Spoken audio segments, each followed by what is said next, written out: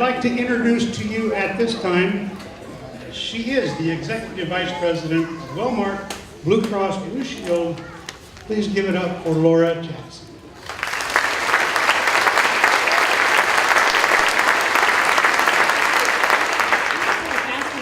Because you can't take 30 seconds from an old radio guy, so I'm going to make him stand here with me while I address everybody. Does that sound good? Right? Keep him on stage, right? So I'm going to share with you a few things in less than 5 minutes. And so the first thing that I want to do, and Dwayne, you're a big part of what inspired me to say a couple of things I'm about to say. So the first thing that I want to do is to congratulate you, Muscatine, because you are absolutely leading the way to show the rest of the state how to live a longer, healthier, happier life. And that takes a lot of courage, a lot of dedication, and a community that really knows how to pull together. So thank you and congratulations, because the rest of the state is going to be watching you. They already are. The second thing that I want to share with you is I think I've already figured out what the key to your success is going to be, because you've done so many amazing things already. I visit a lot of communities in Iowa, and for different reasons. You know, sometimes it's business and sometimes it's for fun. But when I walked into the school, there's not one person that didn't say hi to me. And most of you didn't have a clue who I was. You wouldn't have a reason to say hi. But the warmness and the genuineness and just the attitude is contagious. So if I was going to move, I might have to move to Muscatine. So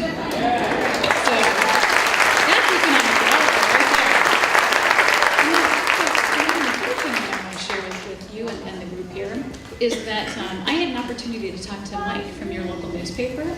Amazing guy, and we had a great conversation. And a lot of times people ask, why would Wellmark do something like this? You ever get that? Sure. Yeah, logical question, right? By the way, Mike, where's shirts? Mike, I saw Mike up there. Where is he? He was up there. There he is. Mike, he does wear more shirts. But when Mike and I were talking, he asked the question that I get often, which is, why would Wellmark do this? Well, what I want you all to know, without a lot of detail, is about 5 years ago, our board of directors literally said to us as a senior team, the rate of healthcare cost increases is absolutely unsustainable. We need this company to lay down a challenge and do something about it, because we need to start reining in the increased costs. And one of the things we learned very quickly is if we were going to do that, we were going to have to do it with people. And so we were very fortunate to have a board that said, go figure it out. We looked all over the world. We looked all over the country to try to find kind of the silver bullet, if you will. And there isn't one. But what we did learn about our own selves in Iowa is that we have a lot of opportunity to improve our lifestyles. So you can fix a lot of things in healthcare and the way that healthcare is delivered and the ultimate cost of it. But if we could get ourselves healthier, we would need less of it.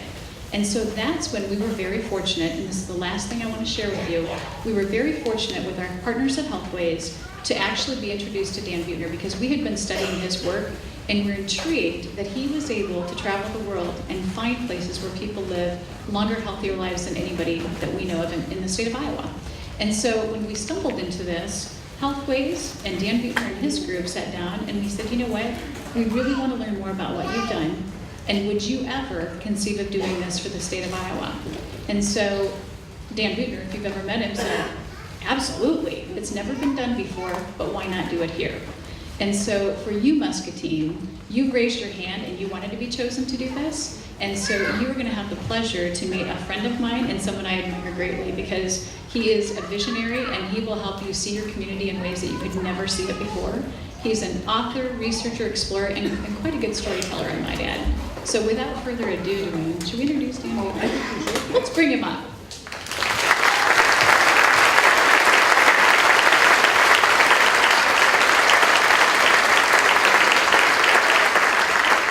I love this. I feel like I just made 600 new best friends. And I could not have asked Laura for a nicer introduction. I could have paid for it. Thank you very much. Thank you, Wellmark. And thank you, Muscatine, for inviting us. And we wouldn't be here if you didn't ask us to come. So we're thrilled. The fact that so many of you would venture out on such a hot night and try something new. This has not been done before. It's a bold experiment. It's been lived in different parts of the world, but it's never really been done completely in America, and I'm thrilled to be part of the experiment. I thought, instead of just jumping right into it, we would start by doing something fun. And what I would actually like to do is predict how long each and every one of you are going to live. And in order to do that, I need to ask you 9 very scientific questions. And your job is to, number 1, raise your hand when the question applies to you.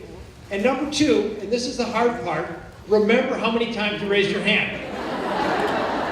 So are we ready? I have very sophisticated notes here. First question. Raise your hand if you sleep 7.5 hours or more at least 5 times per week. 7.5 hours. Whoa. That's a well-rusted crowd. Don't worry about turning off the lights. Okay, raise your hand if you eat at least 3 honest servings of vegetables every single day, and French fries and ketchup do not count. 3 honest servings of vegetables. Okay, let's say about a third of you. Raise your hand if you move at least 30 minutes a day. When I say move, it could be out jogging, it could be biking, it could be gardening. It could be walking up and down the stairs. But move at least 30 minutes a day, most days of the week. All right, we have a big jump start in that one. Now raise your hand if you have not, and I underscore not, have unprotected sex with a stranger. I like you guys already. I never answer that one honestly either. Okay.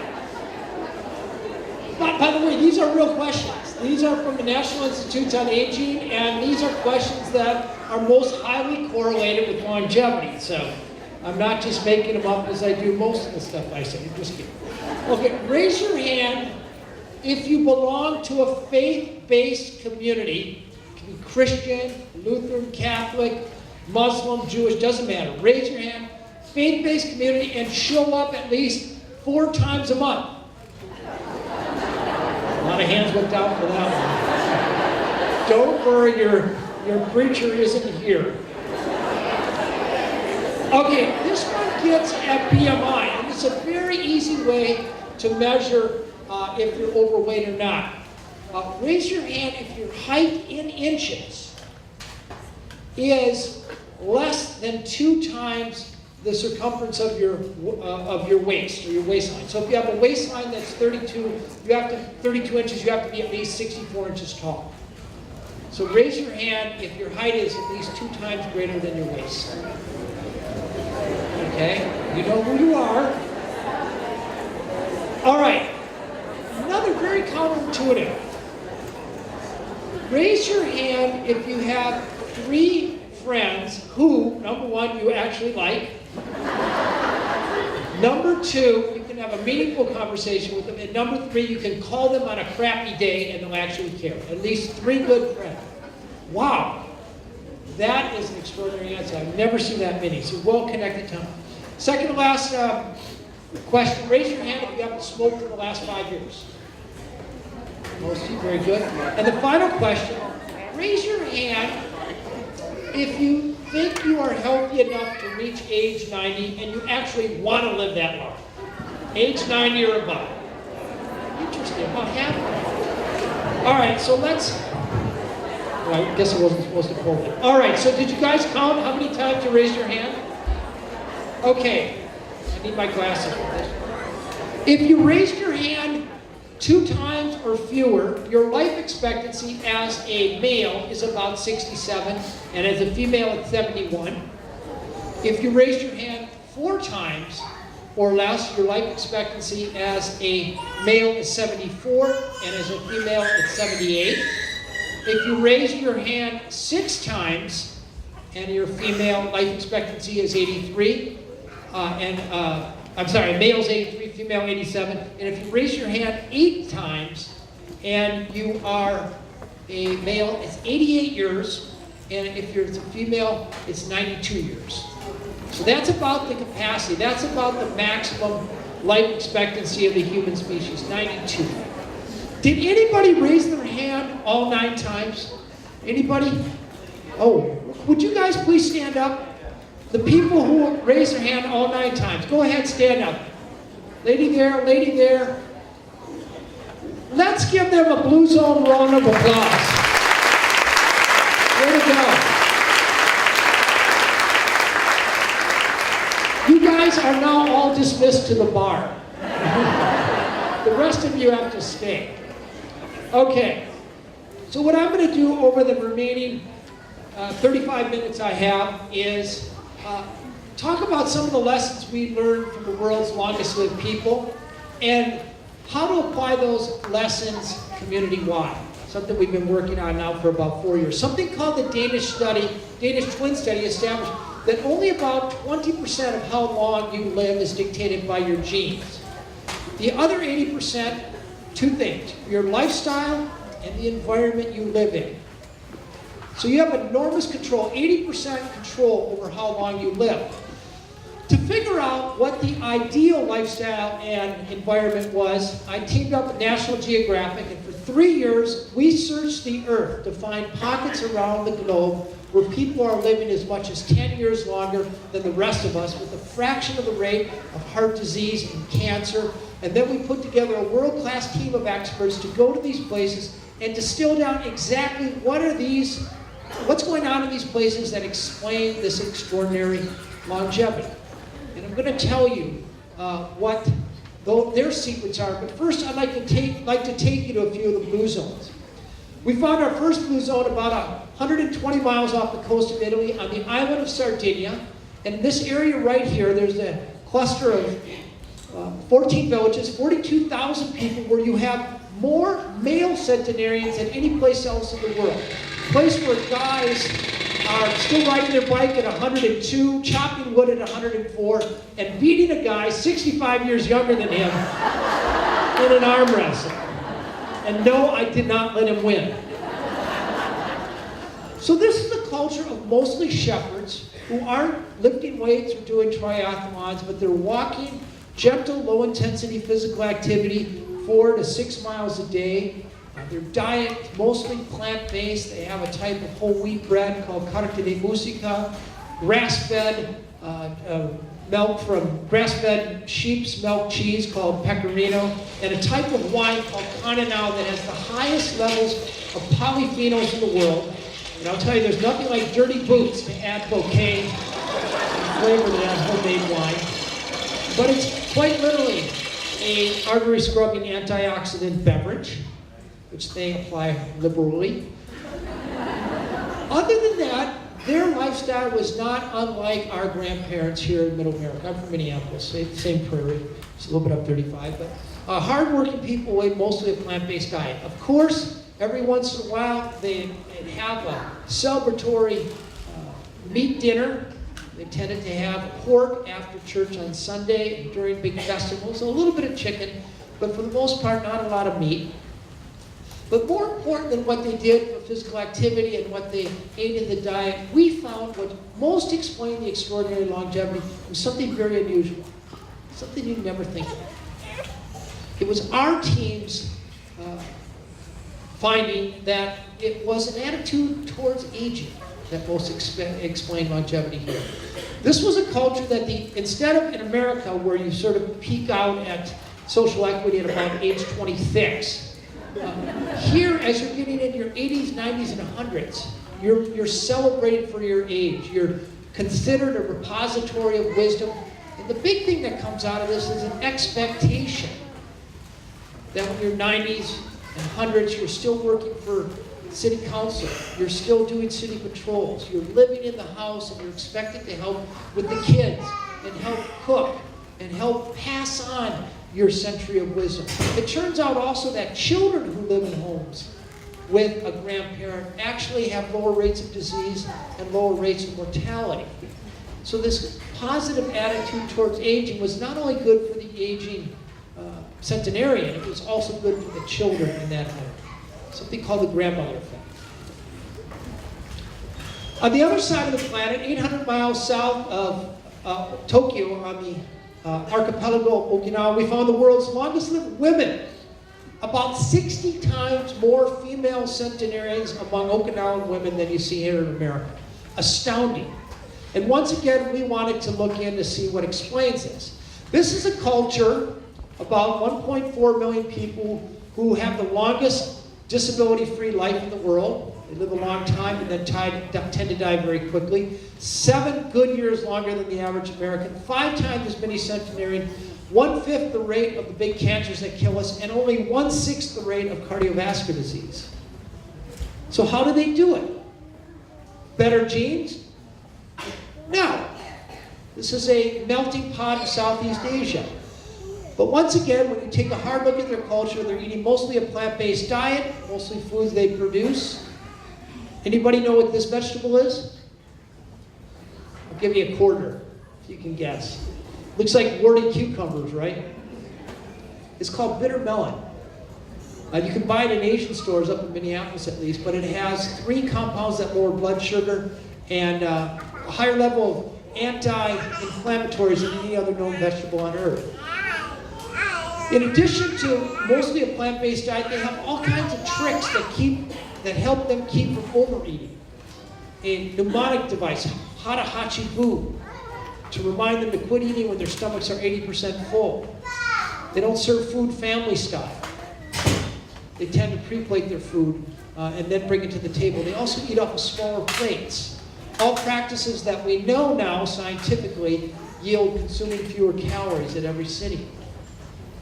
They have committed social networks. We live in a culture that does not guarantee that we're going to have good friends around us. We have to work at it. In fact, the average American spends 4.5 hours a day watching TV. Leaves very little time after work for friends. But here in Okinawa, when people are 4 or 5, they create these committed social networks called moais. 4 or 5 people come together and they commit for life to support each other all the way through life's journey, through parenthood, through their work life, through retirement. The reason I put this picture up here, these 5 women belong to the same moai, and they have done so for 97 years. Their average age is 102, and they get together every night, gossip, drink sake, argue about who that hot guy liked best back in 1941. He was mine, you stay away from him. I know you're thinking about him. But they truly loved each other and watched out for each other. They didn't need a private nurse. They didn't need long-term care. They had each other. Okinawans also have a concept known as ikigai. Maybe you've seen these purpose patches here. This is a culture with a vocabulary of purpose. When you ask them why they wake up in the morning, at the tip of their tongue, they'll know not only what their life meaning is, but also what their responsibility is to the community.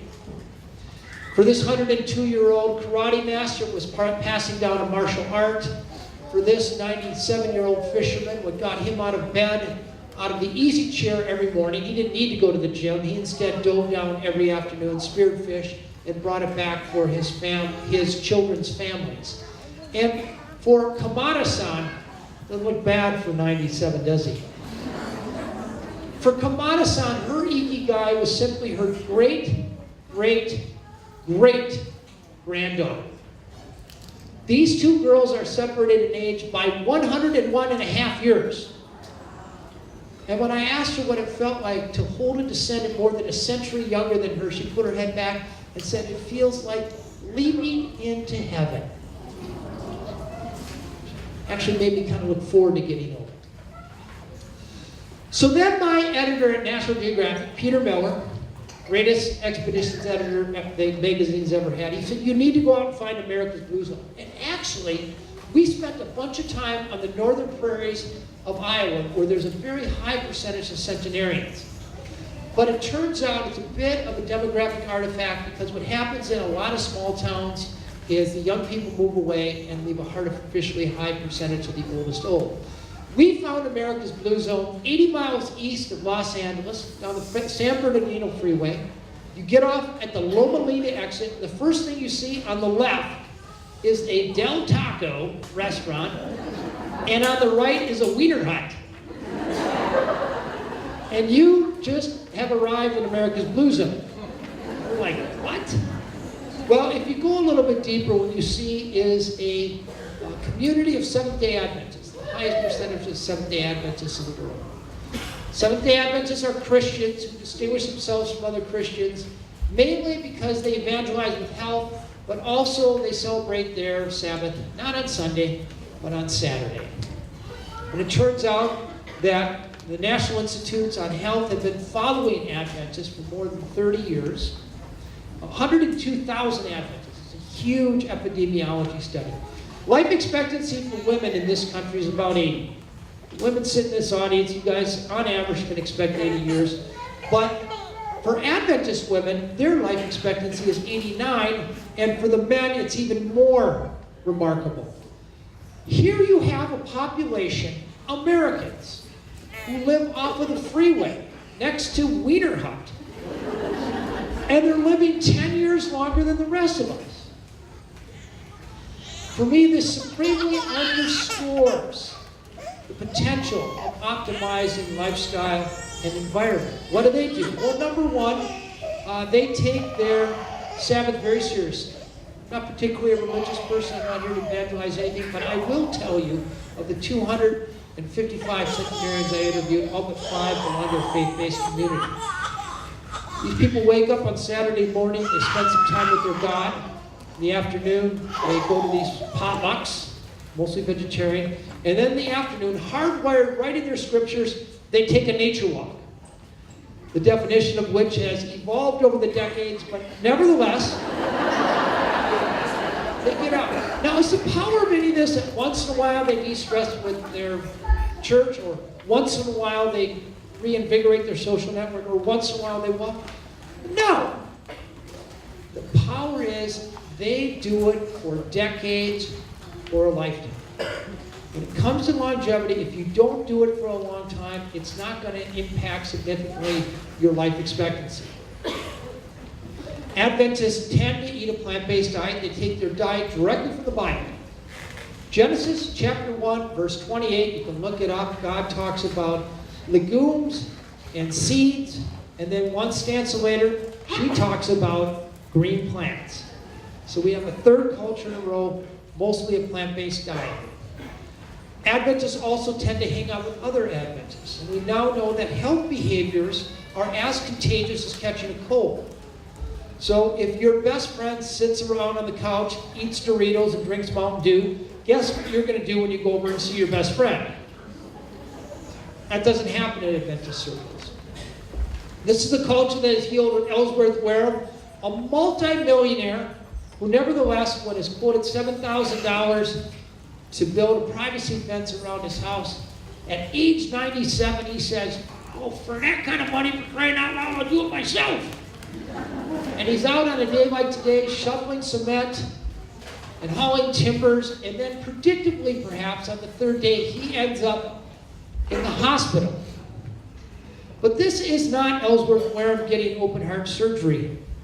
This is Ellsworth Wareham doing open heart surgery. 97 years old, adherent Adventist, lifelong vegetarian. Ed Rollins, 106 years old, working cowboy, starts his day with a swim, and on the weekends he likes to put on the boards and throw up rooster tails. And then my favorite, and I admit we kind of had a thing, Marge DeTon, 105 years old.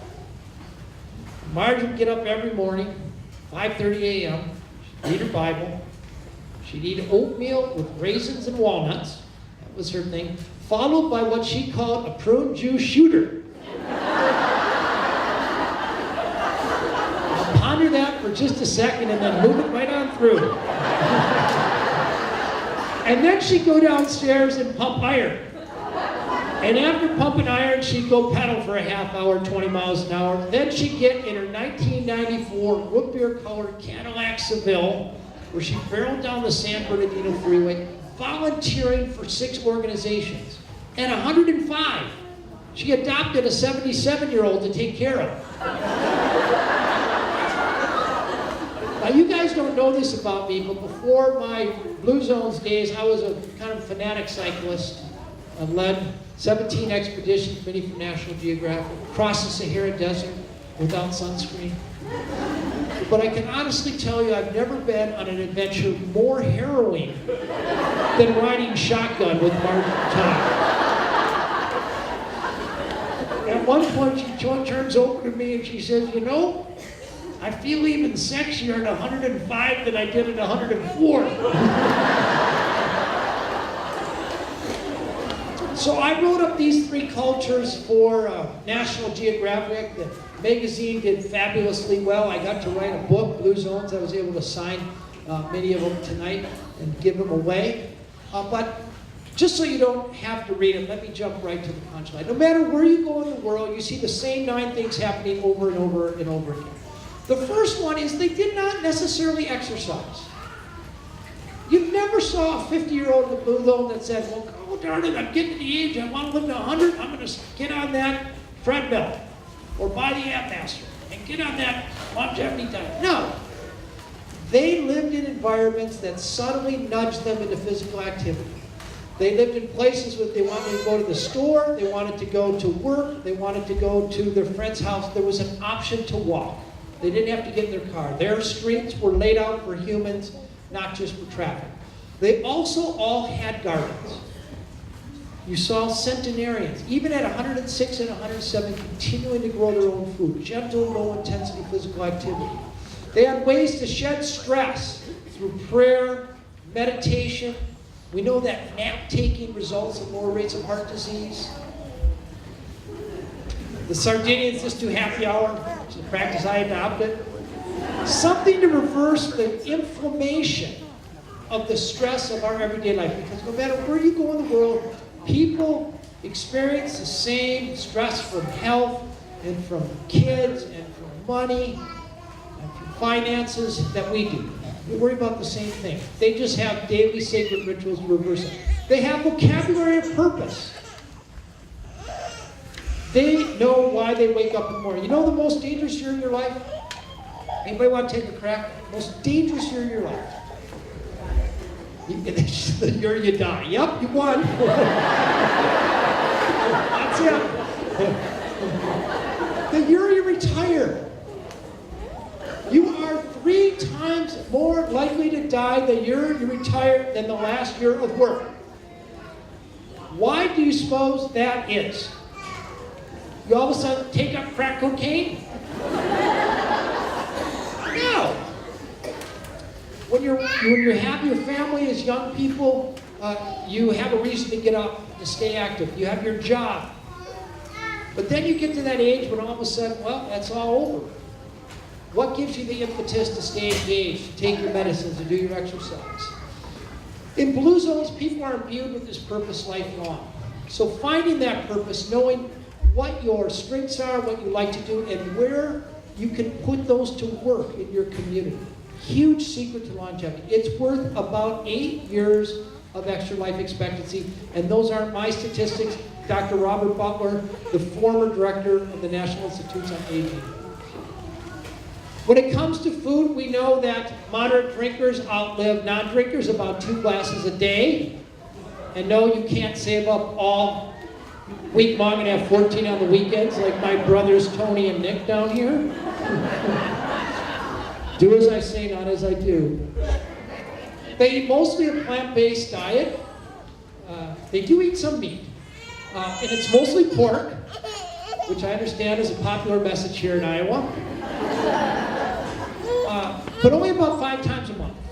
That's the average in all Blue Zones. I'm writing a book on the topic. Beans are the cornerstone of every longevity diet in the world. Lentils, black beans in Costa Rica, soy beans in Okinawa. I went to Guadalajara's tonight, and I was imbued with wonderful beans. Lupe's beans, she's here tonight. And then strategies to keep motoring. Eating a big breakfast, serving food pre-plated rather than family style. And then the foundation on which all this rests is investing in your family, like you see in all Blue Zones. Keeping your aging parents nearby, investing in your kids, belonging to a faith-based community. We know that if you belong to a faith-based community and show up 4 times a month, it's worth between 4 and 14 extra years of life expectancy. So we're big fans of people who want faith in their life and who can find it. And then knowing who your tribe is. Who are my 5 best friends?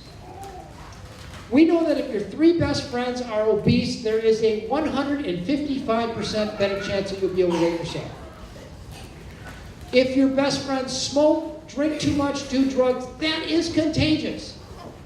Even unhappiness and loneliness is contagious.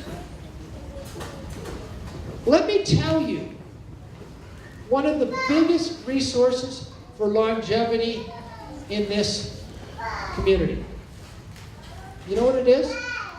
Look to your left and look to your right. It's right here in this room. You are the people who have self-selected to say, I want to change, I care about my health behaviors, and it is contagious. So I'd like to give you a round of applause.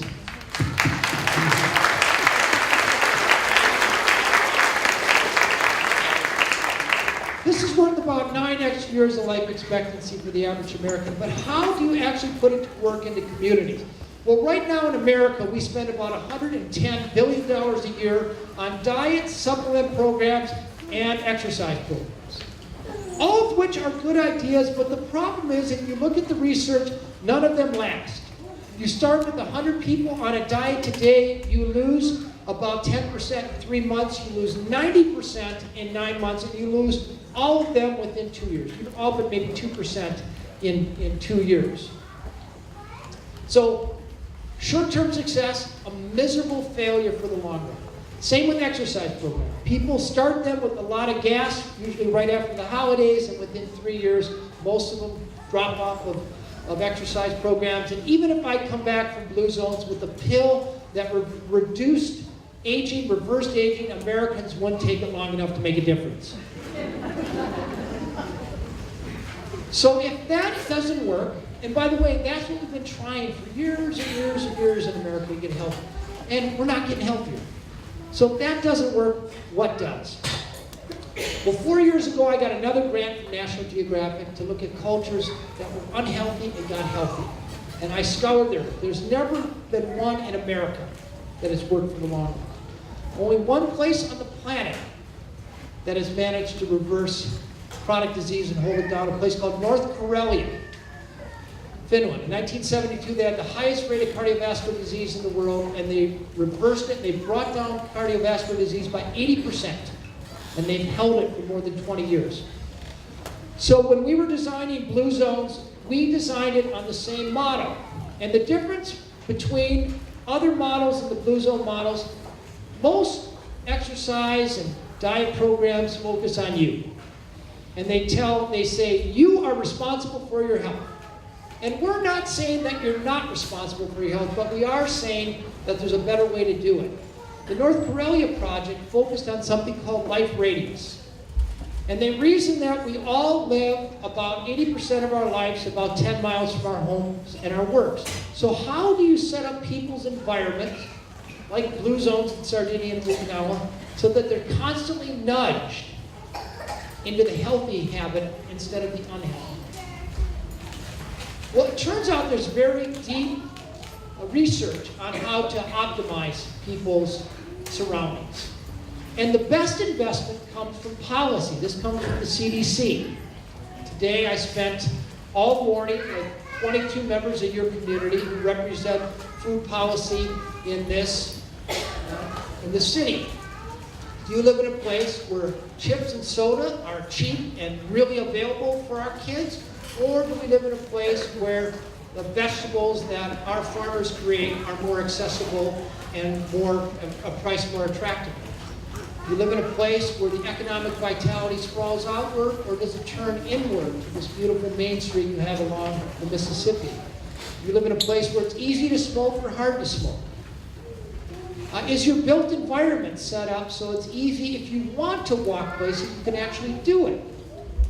Just optimizing, making the active option the easy option, can raise the physical activity level of the whole population by 30% and maintain it there for years. Social networks, I pointed out to your neighbors, people sitting next to you. Over the next 2 years, we're going to be working here to help cultivate new relationships, knowing that friends influence its friends' health habits. And then building designs is another phenomenal opportunity. The schools, the Hy-Vee grocery store, restaurants, and workplaces. There's about 50 different tweaks you can make to the built environment of a building so that the people are nudged into better health. And then finally, we have a purpose workshop to give everybody an opportunity to find their sense of purpose and then put it to work in the community. We've actually done this a few times. Just north of here, we worked with Albert Lea, Minnesota, and helped make their environment more active. We put 3 miles of sidewalks in so that everybody could walk from their neighborhood downtown. We helped them put a trail around their downtown lake so that there was an easy place for people to recreate. We put in 3 huge community gardens so anybody who wanted to grow a garden could. Working with Brian Wansink, we worked with about 50% of the restaurants to help them tweak your experience when you come in and sit down so you don't even know it, but you're consuming 200 fewer calories every time you walk into a restaurant. Do you automatically get bread, or do you have to ask for it? When you order a sandwich, do you automatically get fries, or do you automatically get fruit? You have to ask for the fries if you want the fries. Hy-Vee worked with us to put shelf talkers next to longevity food and even create a blue zone aisle where all the options as you checked out were healthy options. In schools, they adopted 9 simple policies that help kids grow up well, including the most important one. Can kids eat in classrooms and hallways during the day? The answer to that question is no. The BMI, how fat kids are, is 11% lower than if the answer to that question is yes. And then we got about 25% of the population to sign the pledge, which you've seen out in the hallways. I hope all of you will, but that just shows you simple ways that you can optimize your own surroundings so that the active option is the easy option. They let our experts come into their kitchen and set those up so people consume fewer calories. And then we put people in Moais. We have a brilliant way of putting people in self-selected Moais and challenge them for 10 weeks to either walk or do plant-based potlucks. About 60% of the people who signed up for these in Albert Lea are still doing them today. Then we gave everybody a purpose workshop, and we let the media follow us. Over the course of 1 year, Good Morning America, USA Today came out. We saw a 3.2-year bump in life expectancy. People lost weight, and healthcare costs dropped by 40%. Newsweek magazine came in and found, they brought their scientists to check our data and found our results stunning, and then U.S. News and World Reports followed a year and a half later and found that what we put in place was still working a year and a half later. From there, we were invited to Los Angeles, California, where we've been working for 2 years. We brought down the obesity rate by 14% there. And now we're back here in Iowa with the most ambitious project yet, trying to take on 10 cities here in Iowa. I call them the A students, Muscatine among them. So I don't have to tell this audience there is a health issue in our communities. 60% of us are suffering from obesity or at least we're overweight. 50% of us within the next 20 years will be suffering from diabetes. And for the first time in human history, life expectancy of our children is expected to be as much as 5 years less than our own life expectancy. Think about that. Is that because we're stupid? Do we lack discipline that our parents didn't have? Do we love our children less than our parents loved us? No. What has happened in the last 40 years is our environment has changed. We are evolutionarily hardwired to crave fat and sugar. We're evolutionarily hardwired for scarcity and hardship. But we live in an environment of abundance and ease. You cannot fill up your car with gas, or walk through an airport, or go get cough medicine without being confronted by salty snacks and candy bars and sugar sweet beverages. Discipline is a good thing, but discipline is a muscle, and muscles fatigue.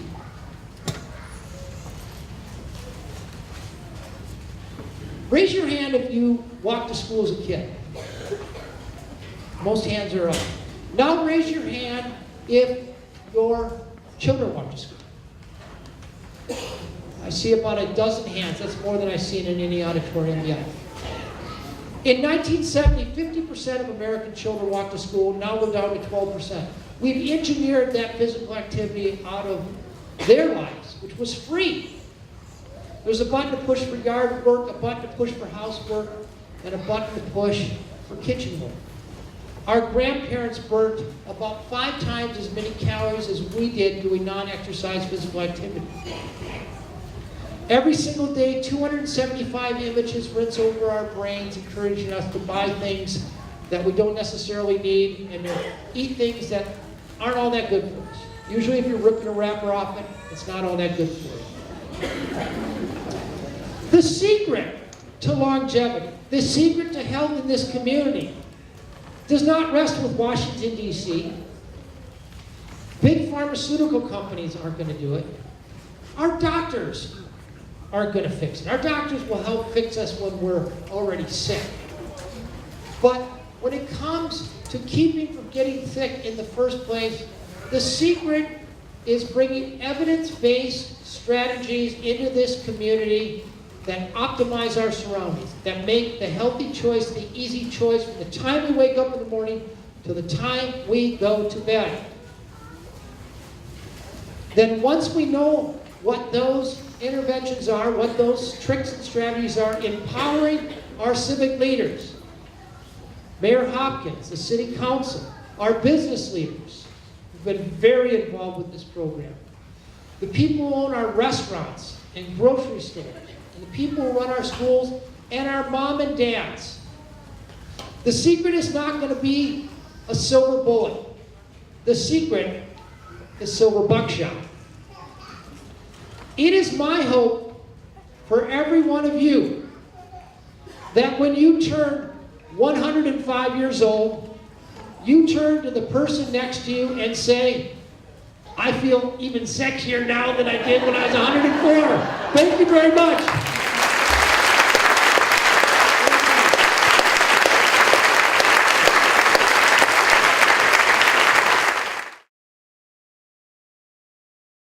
This wasn't on the itinerary, but I want to introduce to you my personal hero. I didn't tell you about this, but when I got out of college, the first thing I did was ride my bicycle from Alaska to Argentina, 15,536 miles, set a world record, which I know might sound impressive, but anybody who's seen a globe knows it's all downhill. The guy who inspired me to do that is a fellow by the name of Dan Burden. I read about him in National Geographic because he had done this very trip years before me and shot it photographically from National Geographic. Over the years, I ran into him as he became the first bicycle coordinator in America, in Florida, as he went on to become one of Time Magazine's top civic innovators of the last century. He's been to 2,500 communities throughout America, and his gift, he's like Mozart meets Albert Einstein, his gift is to help people see. And more than any man alive, he has an ability to work with civic leaders and help them see their communities not just as places for cars, but as places for humans. And we have had the great privilege and the great honor to bring him to Muscatine here now for the second time. And it's my personal honor to bring out my hero and my brother, Dan Burden.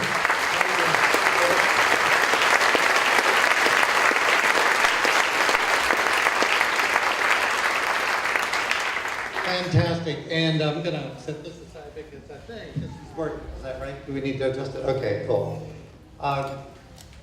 Good evening, Muscatine. I've waited a long time to have this opportunity. What an incredible outpouring of energy. And what I'd like to do in the few minutes available to me is to use a different lens than we're used to seeing with normally. And I'll warn you ahead of time, when you look through this lens, you will never see life the same. You will always see new things. And basically, I'm going to teach you how to see your own town, your own block, your own home even, as a different place, a place for people. We've gotten to the point in our country where too much of the time that we spend is not just in the automobile, but is built around the automobile. And this is a quirk in human history.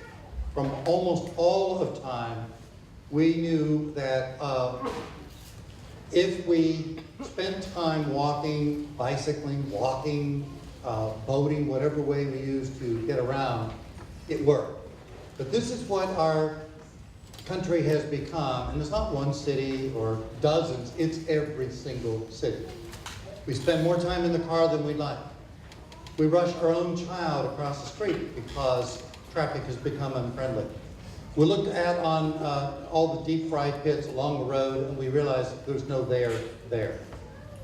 And we get older, then we realize we forgot to build the infrastructure for walking.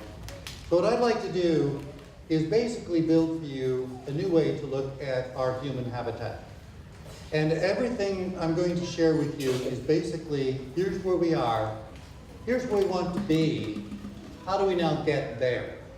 And a very simple rule, every dollar we invest in our public realm, in our human habitat, in any transportation dollar, has got to add value to our land. And I know that you here have a very good idea of what is precious to you, what needs to be fixed, but in the middle of my presentation, I want to focus on a few things that caught my eye. Things that Muscatine, I think, is uniquely established to do. But let me start with some other places. This is Chincoteague, it's in Virginia. It's where the ponies run wild on the island. But when you go there, this is what you see. It's like, well, why do we leave home? So we're working with that community to envision a place for people. It's a fairly simple concept. You don't spend the money on things that just build more parking lots or more width to a road. You build something that now becomes identity, place, character. The same with this community. All these are in the eastern shore of Virginia. And in every one of these cases, and I like to say that you know which streets that will need to come alive here, but in every case, you work together to do it. It costs more money to produce than just pure asphalt, but it pays massive dividends. People now linger longer. They have a place they like to invite people to their town. And think of your gateways coming into town, what it feels like today. And so all of these images are just those possibilities. Some could be in a neighborhood, they could be almost anywhere that starts to invite a different way of having a destination. This one happens to be in Hot Springs, Arkansas. Perhaps at one time it was a great street, but today it lacks identity. It lacks the kind of love or passion where you want to come down every day and meet your neighbors and so on. And indeed, it's almost so frequent, you'd almost refer to it as being ubiquitous. This is a street in Tallahassee, Florida. The goal when this road was built was get people out of downtown as fast as you can, empty it out, get them home to see Ozzie and Harriet. The engineers knew how to do that. And sadly, ever since that road was built, this wide, it takes a human life every single year. And it will be transformed, but only when people start to work together. And perhaps maybe something that is a true eye-opener, notice the sign says walk. Do you see anyone walking? This is not where you would expect to sit in traffic 20 minutes to get through one intersection. This is Maui. And think about that.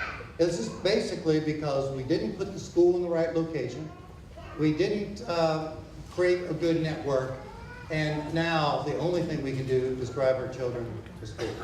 Or in this case, this is Anchorage. And they put the school on one side of the street, all the homes on the other side of the street.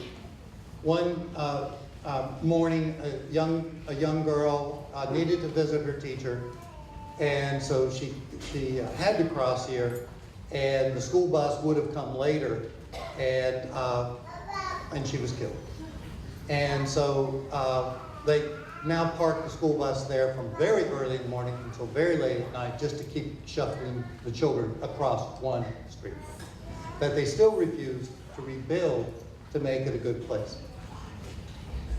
Now, we've been chasing what the engineers thought for a long time was the silver bullet. Just get rid of people and we're going to be fine, right? It turns out that 30 years later, we've got a better idea, and from the same profession, the engineering community, no. We build villages, we build neighborhoods, we don't build traffic. Now, there aren't enough folks on board that believe that, but I've been working with your public works departments and with your engineers. They get it. And I want to celebrate that you've hired great people in Muscatine.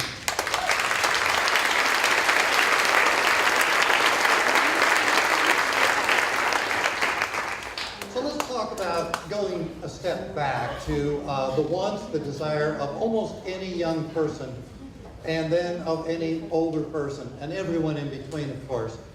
The first thing an infant wants to be able to do is to be able to do what they see the bigger people do, to walk. This is my grandson, Jack. Perhaps 1 week before he's finally able to walk unassisted. And I remember my own mom, who lived to be 93, still desperately holding on the ability to walk. She had Parkinson's disease, but she maintained an active lifestyle up until her last weeks of life because she was able to walk. She was able to have her own personal mobility. So one of the things I want to help you focus on tonight is look at some other Iowa towns in this case. This is a street that is built a little wide. Would you agree? And this is a street that has fewer lanes, only 4, not 7. And it moves 4 times more traffic. Why would we build roads that wide? And what is our thinking when we're really trying to build for people? I want to also share with you what inspired me to get on the road. And I'd like to say this, that as a result of my life's work, I was able to inspire Dan Buettner to then go on to do the things he did. If all we can do is inspire one really significant person, our life is fulfilled. But the person who inspired me was John Steinbeck. It was in a book, Travels with Charlie, a story of he and his pet poodle, Charlie, traveling across America. At the very end of the book, John wrote something that has always stuck with me. He basically, after visiting many places in America at his last years of life, he said, America is out of sync with its values. What we say we're for, that's not what we're spending our money on. And that set me out on my quest.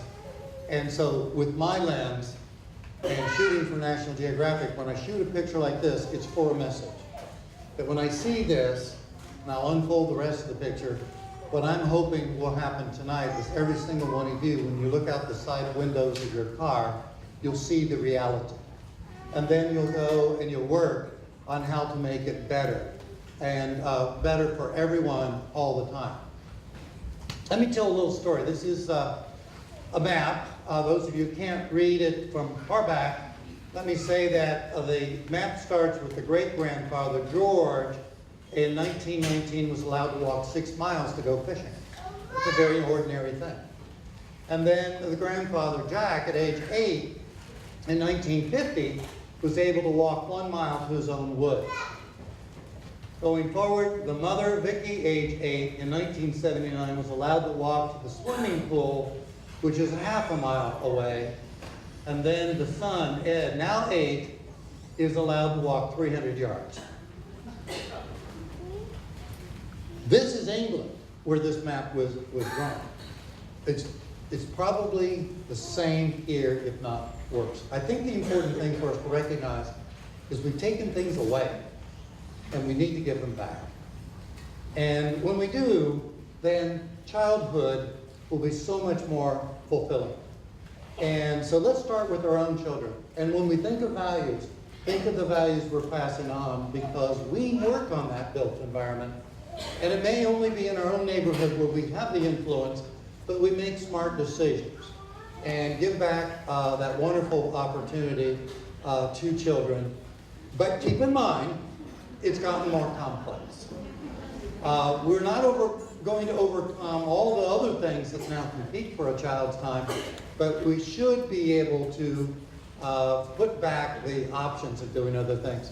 So when I had a vision sitting in a high school audience like this, in study hall, I'm remembering, I dreamed up my adventure to bicycle from Alaska to Argentina, and later that became my career, and it introduced me to my good brother, Dan. A brother of a different mother, but still a brother, and a brotherhood that is enduring.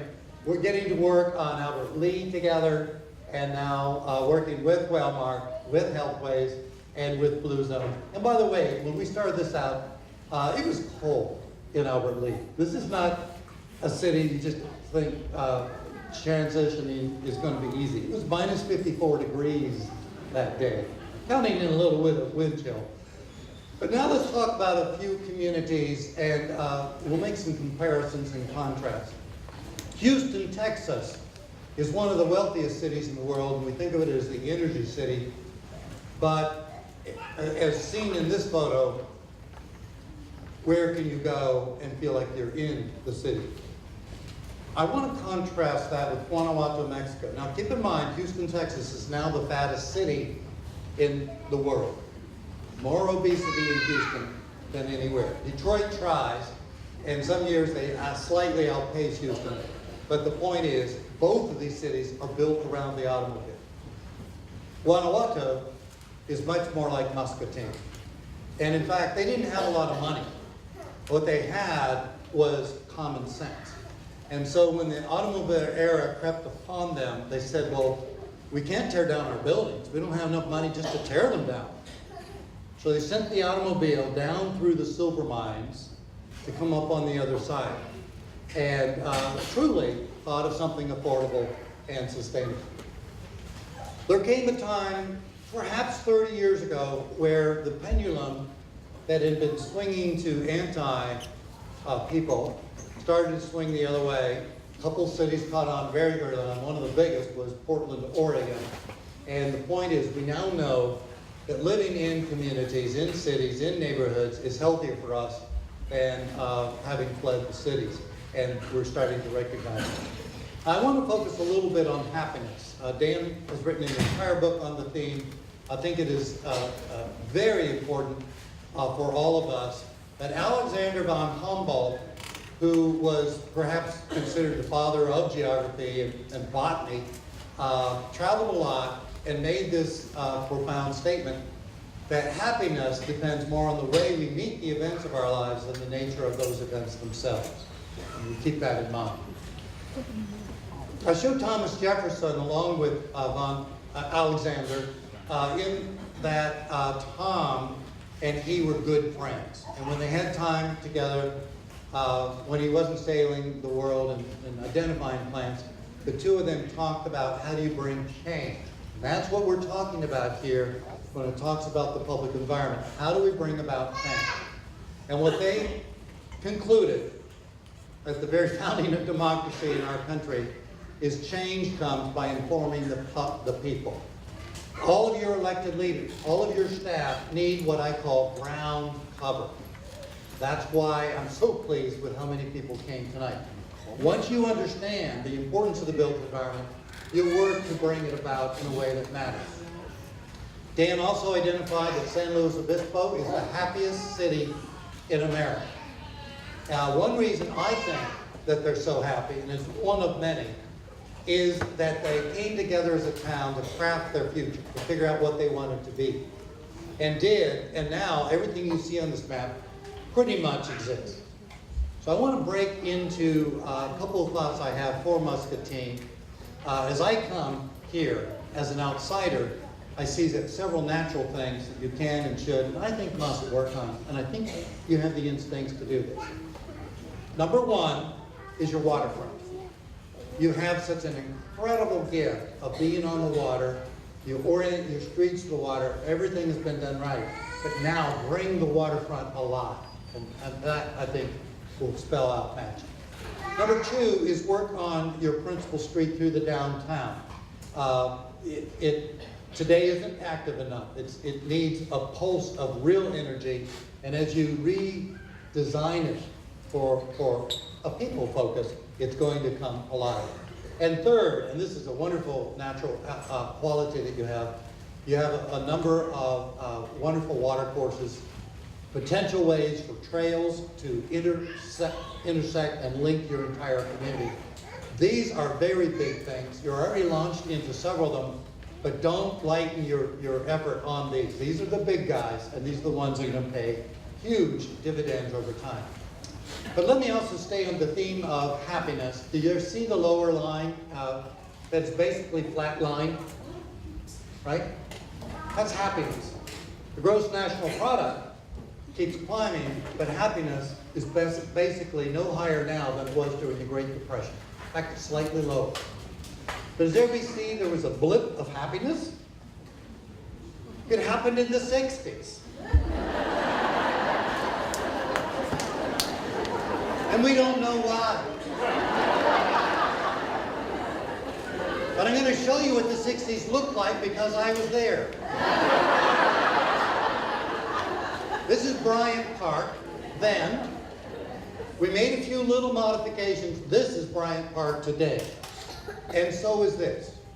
And so what we need to do is figure out what are the little things that are missing that you just have an opportunity to look at every block a little differently and figure out how to enliven everything that matters. Now, you also, just because we've set up our funding systems in America this way, have resources you can put into transportation. And I'm sharing with you, you used to have old trolley lines. I saw the actual photos in your city hall today. But the transportation of the future is still going to be and must be based on human power.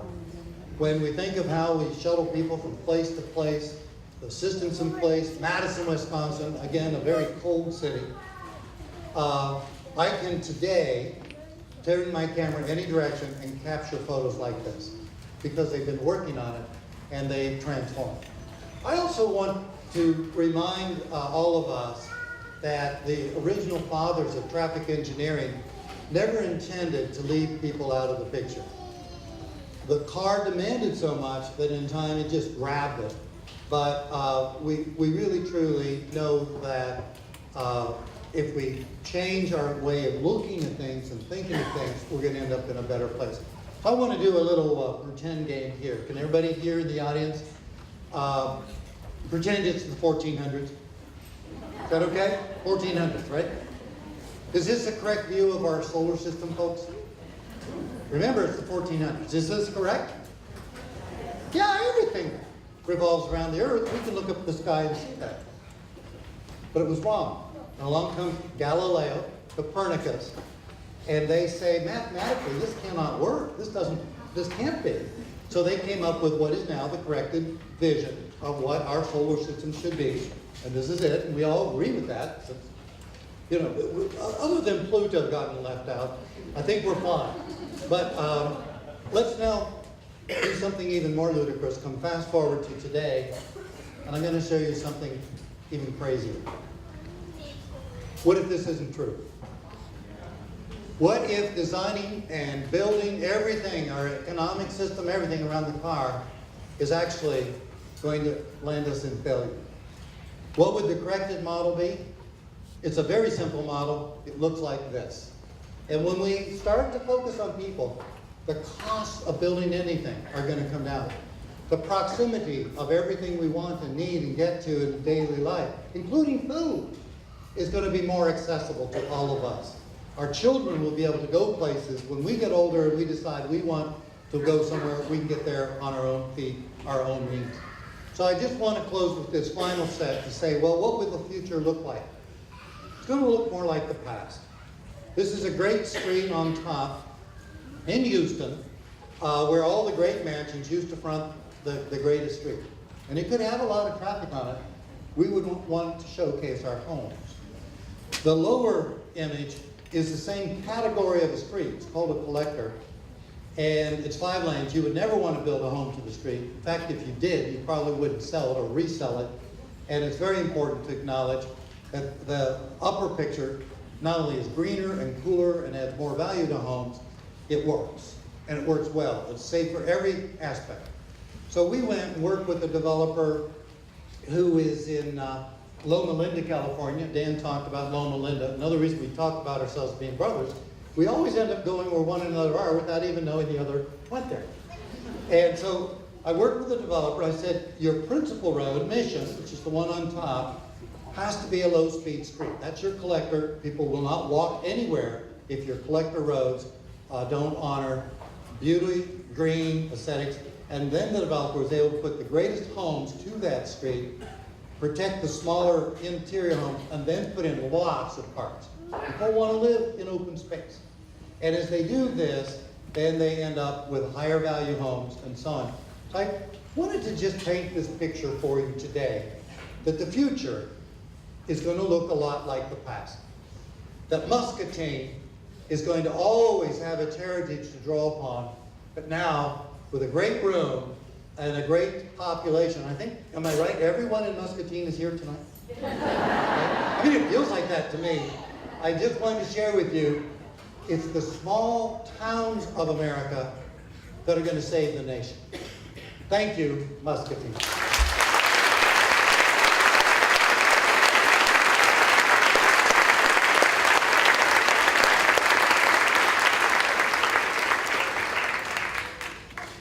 Wow, that was quite a message that we heard tonight, and I have to tell you, it was very humbling. I thought I was the only one here tonight that had ridden my bike from Alaska to Argentina. You know, you always learn something. So, well, it was a great night tonight. We Muscatine had an opportunity to hear a great message about how are we going to improve our personal well-being and the health of our community. And what we're hoping tonight is that you saw something out in the hallway, and heard some things here that you can take tonight and start tomorrow to improve your well-being in your health, and also to improve the well-being and health of our community. We are very fortunate to live in a community that has the kind of leadership and commitment to its people, its future. And I've said if Muscatine can't make this happen, there's not a town in the United States that can make this happen. So it's a great journey that we're going to be on. Now, you may be asking, well, we heard, you know, where are some things that we can do to get started? Well, one of the things coming up is to improve that movement and to get more, get ourselves out. And I tell you, Muscatine is a great town to get out and walk in. And my wife and I have really enjoyed the hours and hours and miles that we've covered in this town. And I especially appreciate it now with the Nat season being behind us. But that's another story. Starting Tuesday, September 17th at 5:30 at the Muscatine Mall, we're going to, the Walking Moai is going to have its kickoff. And a Moai is a chance for people to come together, to get out there, explore their community, have great conversation, build friendships. It's a great opportunity for to increase that movement and to increase our well-being. We also have a purpose workshop coming up October 12th at Muscatine Community College. And we know that people, when they can align their purpose in life with what they do, either at work or outside of the workplace, it extends their lifetime. And so we're really excited about this opportunity. We have some other things going on in the community with our Blue Zones. We encourage all of you at your workplace to ask, how can we make our worksite healthier? What can we do to be part of this Blue Zone movement? When you go out to eat, ask the restaurant you're at if they're working towards being part of the Blue Zone movement.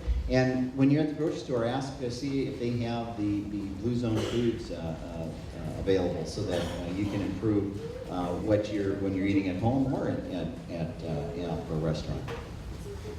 And we are working in our schools and our community to be part of this movement. One of the things I'm really excited about is the walking school bus. This is an opportunity for kids to be able to travel from home to school with an adult without getting some movement, and it will be good for the community to see kids out going to their homes. It will be good for kids to see people in their yards, and this is a really great opportunity for us, and it really provides another healthy choice for our families. There are some people that have been instrumental, and this didn't just happen by accident. Everyone wearing blue shirts didn't just happen to show up at high school tonight. The Power 9 group, the group that has really been working hard to put this project together, I think we certainly as a community owe them a round of applause and appreciation.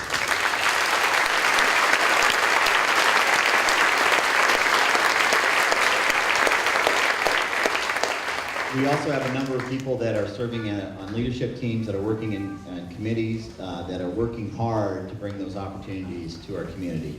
And I'd also like to recognize those folks for the hard work they're doing. Thank you.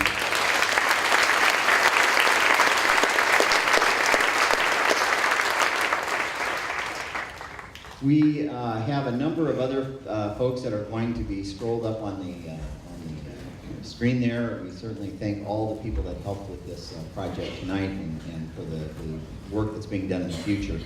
But I also know that it is about 7:20, and you're thinking, you know, is he ever going to stop talking? And I said by 8:30, I'm going to hand this microphone over. It's not true. No, but what you have all been waiting for, we have some raffles that we want to do. So at this time, I'd ask if we would have Mr.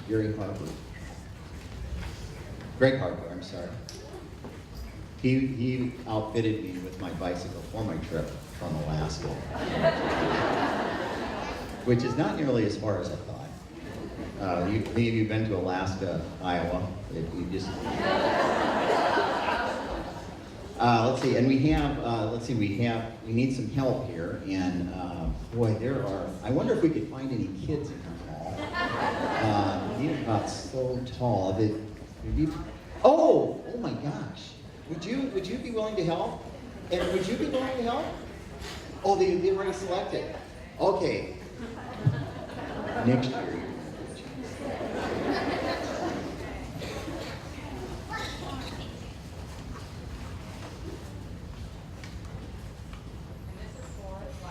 This is for $25 gift certificate to Elvis. Thank you.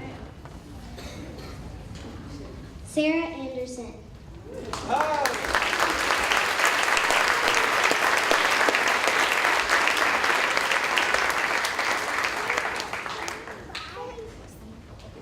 If you come up to the Blue Zones team after the event, we'll take this taken care of. Look for one with a nickel taped to it.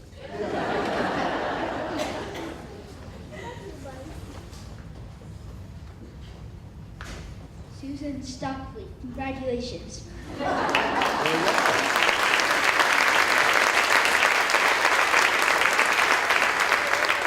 Okay, now we have two additional drawings, and these are for bicycles and helmets.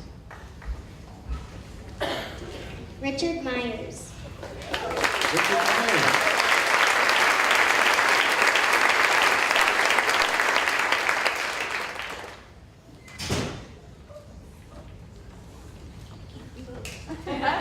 Jerry Ruby. No.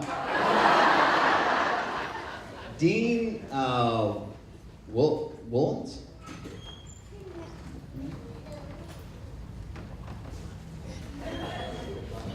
Dean S., if you're in the crowd, come see us after We do have your phone number. We can call you. Thank you. Thank you.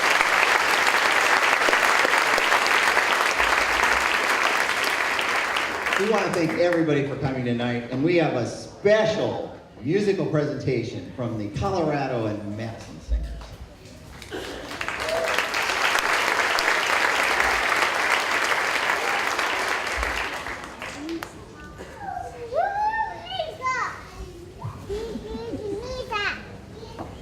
Lisa.